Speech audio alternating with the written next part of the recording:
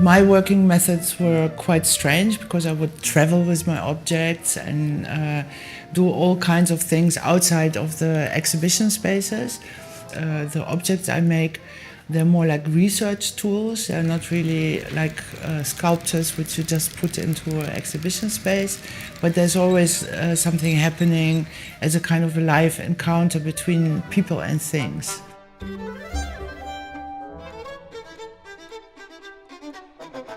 En wil je ten overstaan van alle hier aanwezig kaptafel Wendel nemen tot je man? Ja, veel. Many people know me because of the marriage with the cupboards. That's also why I have this second name, Dröge Wendel. Wendel is the factory that manufactured the cupboard. And I choose to have a relationship with an object which is like of mutual love or mutual growth, so that it's not this one-sided thing that it only has to please you, but that you somehow together make a choice to stay together. And it's not only about the beauty of the thing, but it's also your attitude with the object.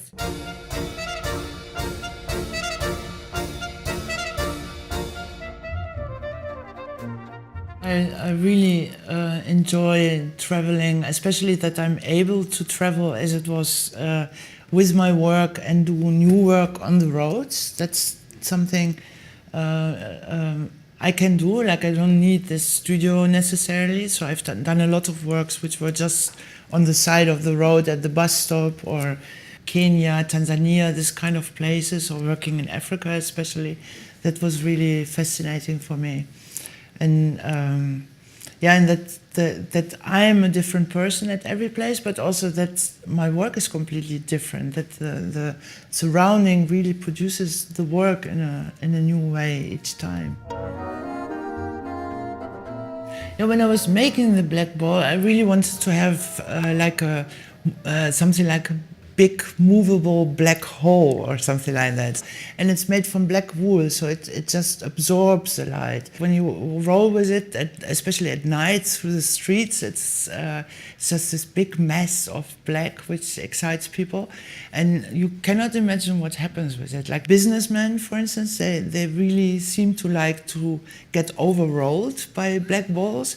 So it's exciting because it's also a bit dangerous, and it's really attracting people. So it works in all kinds of different contexts because it doesn't really say so much. It's more an absorbing object than an object that tells you what it is or what it wants to be.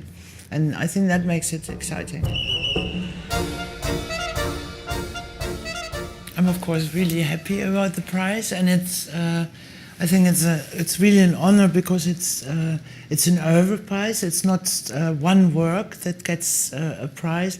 And also, if you look at the jury and the other prize winners, I'm really happy to be among that list. So I'm quite proud of that.